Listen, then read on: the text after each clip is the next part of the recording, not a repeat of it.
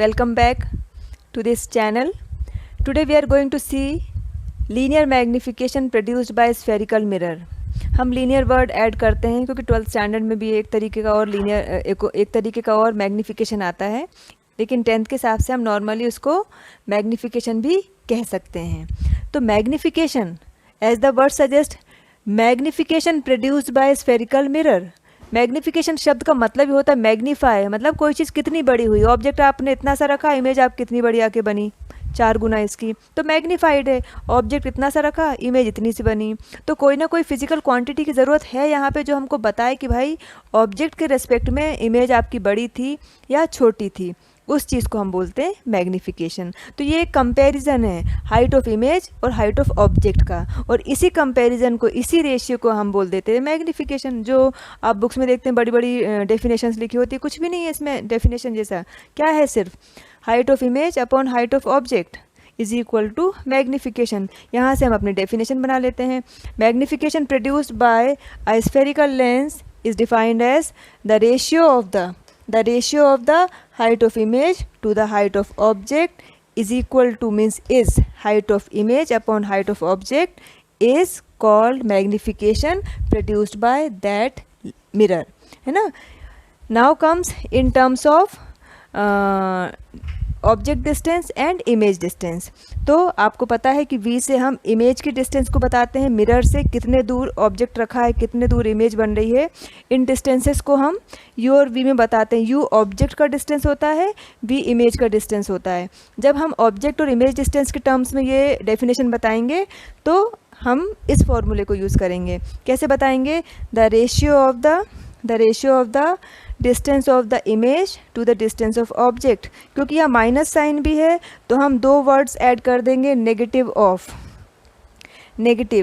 Of ratio of distance image distance to the object distance. एक बात आपने ध्यान दी होगी कि इमेज वाला फैक्टर, हाइट ऑफ इमेज या डिस्टेंस ऑफ इमेज, दोनों न्यूमरेटर में आते हैं हमेशा, और ऑब्जेक्ट हाइट या ऑब्जेक्ट डिस्टेंस हमारे डिनोमिनेटर में आते हैं. तो इस तरीके से हमारे पास 2 फॉर्मूले आते हैं, और फॉर्मूला पता है तो आप डेफिनेशन बना सकते हैं आराम से. और इस पे बेस्ड कुछ ना कुछ एग्जाम में आता है, डायरेक्टली इनडायरेक्टली कुछ पूछ ही लेते हैं. मैग्निफिकेशन के इन 2 फॉर्मूले से हम 3rd फॉर्मूले पे आ सकते हैं. इनको हम इक्वेट कर दें, ये और ये दोनों m के इक्वल हैं. तो हमने क्या देखा? Height of image upon height of object minus b upon u. अब जब आप क्वेश्चन रीड करें न्यूमेरिकल्स करते समय, तो इनमें से 3 चीज़ें दी होंगी, एक नहीं होगी, उसको हम यहाँ रख के आराम से फाइंड कर सकते हैं. अब मैग्निफिकेशन क्यों फाइंड करें? What is the importance? कभी कभी क्वेश्चन में पूछते भी हैं मैग्निफिकेशन, कभी कभी नहीं भी पूछते हैं क्वेश्चंस में, न्यूमेरिकल्स में. तो फिर हम क्यों फाइंड करें? पूछें ना पूछें, हमको m फाइंड करना होता है. वो इसलिए क्योंकि क्वेश्चन में वो नेचर पूछ लेते हैं. What will be the nature of the image formed, how big और small the image will be formed. तो उसके लिए हमको m फाइंड करना है. अब m के लिए आप कैसे पता करेंगे कि m को कैसे इंटरप्रेट करेंगे? m की वैल्यू आती है अगर -2, m की वैल्यू अगर आती है -2, तो आप कैसे समझेंगे? उसका माइनस साइन, m का अगर माइनस साइन आप देखते हैं, वो माइनस साइन ये बताता है कि इमेज आपकी उल्टी है, इन्वर्टेड है, और हर इन्वर्टेड इमेज आपकी रियल है. तो जैसे ही आपको m की वैल्यू नेगेटिव मिली, आपने तुरंत बताया कि the nature of this image formed is real and inverted. दूसरा, आप वाइस वर्सा कर लो, दोनों याद करने बैठेंगे तो हम कंफ्यूज हो जाएंगे. सिंपल, अगर m नेगेटिव मतलब इमेज उल्टी है तो वो इन्वर्टेड है, बिकॉज इन्वर्टेड तो है, रियल भी है, तो every real image is inverted. दूसरा क्या होगा? अगर m आपका पॉजिटिव आता है तो आपकी इमेज कैसी है? सीधी है. इमेज सीधी है मतलब वर्चुअल है. तो इस तरीके से हमने नेचर बता दिया, है ना. तो m की वैल्यू, m का साइन, सब कुछ यहाँ बहुत इंपॉर्टेंट है. m का साइन ये बताता है कि नेचर क्या है. m की न्यूमेरिकल वैल्यू ये बताती है हमको कि जो इमेज है वो ऑब्जेक्ट से बड़ी बनी या छोटी बनी. इस तरीके से हम इस चीज़ को समझ सकते हैं, और इसको आप कहीं भी अप्लाई करेंगे. अपने जितने भी न्यूमेरिकल्स इस चैप्टर में दिए हैं मैग्निफिकेशन बेस्ड, आप आराम से कर सकते हैं इस चीज़ को फॉलो करते हुए. By the formula of magnification we found that m is equal to height of image upon height of object.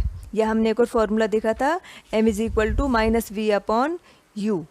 तो m की हमारी 3 वैल्यूज़ हो सकती हैं, या तो <1 या =1 या ग्रेटर देन 1। हम कैसे डिसाइड करें कि जब m की वैल्यू लेस देन 1 है तो इमेज हमारी बड़ी बनेगी या छोटी बनेगी? इन सब चीज़ों को आपको अलग से बैठ के याद नहीं करना है, सिर्फ एक फॉर्मूला याद रखना है, और वो फॉर्मूला क्या है हमारा? m is equal to height of image upon height of object. Less than 1 बनती है कि इज़ इक्वल टू 1 बनती है कि ग्रेटर देन 1 बनती है, सब क्वेश्चन देख के समझ में आ जाता है हमको, है ना, कि मैग्नीफाइड 3 टाइम्स या डिमिनिश्ड या हाफ रह गई, डिमिनिश्ड इतनी डिमिनिश्ड है कि उसकी इमेज 0.5 है, मतलब मैग्नीफिकेशन आपका 0.5 है।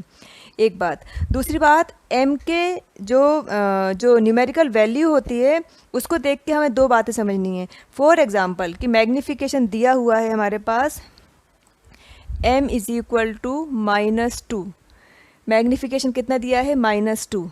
तो जब हम इसको देखते हैं कि मैग्नीफिकेशन की वैल्यू लेस देन 1 है या नहीं है ना, तो उसके लिए हमको ये माइनस नहीं देखना है। माइनस साइन तो सिर्फ हमको नेचर डिसाइड करने के लिए यूज़ करना होता है, और बाकी आप सोचें कि -2 है तो ये लेस देन 1 होता है, नहीं। आपको न्यूमेरिकल वैल्यू देखनी है, वो है 2, मतलब ग्रेटर देन 1। ओके, बट ये माइनस साइन आपको क्या बताएगा? नेचर। माइनस है मतलब inverted image, inverted means real, तो minus sign is telling that the nature of the image formed is real and inverted, but for the magnified और diminished image we have to see this numerical value.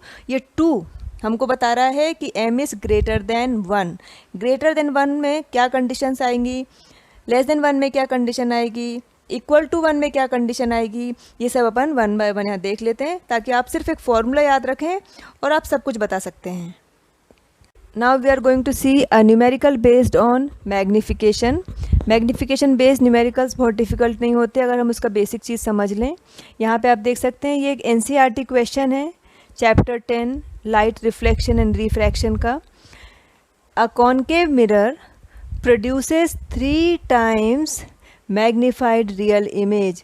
Concave mirror is producing 3 times, जैसे जितने times होता है वो हमारा magnification होता है, मतलब इनने m तो हमको दे दिया 3, m इज़ 3। अब माइनस या प्लस आएगा वो कैसे पता चलता है हमको? अब आगे क्वेश्चन रीड करेंगे। 3 times magnified real image, real image चाहिए यहाँ पे। रियल इमेज मतलब इन्वर्टेड इमेज, इन्वर्टेड इमेज मतलब m आपका कैसा होगा? नेगेटिव होगा, तो हमने m यहाँ कैसा ले लिया? नेगेटिव। अगर वो कहते हैं वर्चुअल इमेज तो हम यहाँ पे प्लस लेते हैं। अब बात आती है, अ concave mirror produces 3 times magnified real image of an object which is placed at 10 centimeter in front of it. 10 centimeter in front of it means the object distance is 10 centimeter. Object distance हमेशा negative होती है, हमेशा, चाहे वो कोई सा भी lens हो, चाहे वो कोई सा भी मिरर हो, तो आप u को नेगेटिव ही लेंगे। तो हमने यहाँ पे -10 ले लिया। अब m और u मिला के कोई हमारे पास फॉर्मूला बनता है? हाँ बनता है। हमारे पास 3 फॉर्मूले थे जो हमने राइट साइड लिख लिए थे।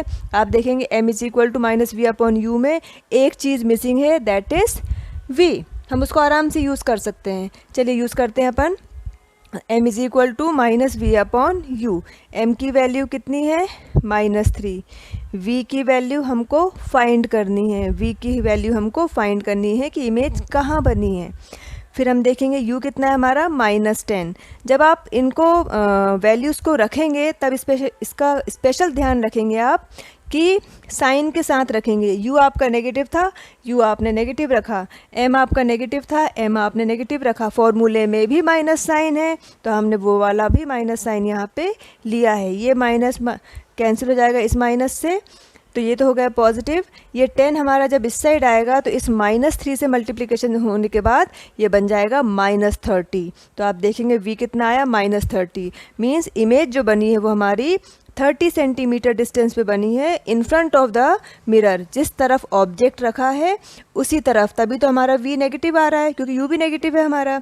इस प्रकार v इज़ -30। सो इस तरीके से हम बहुत आसानी से न्यूमेरिकल्स सॉल्व कर सकते हैं। This was all about magnification. Thank you for watching.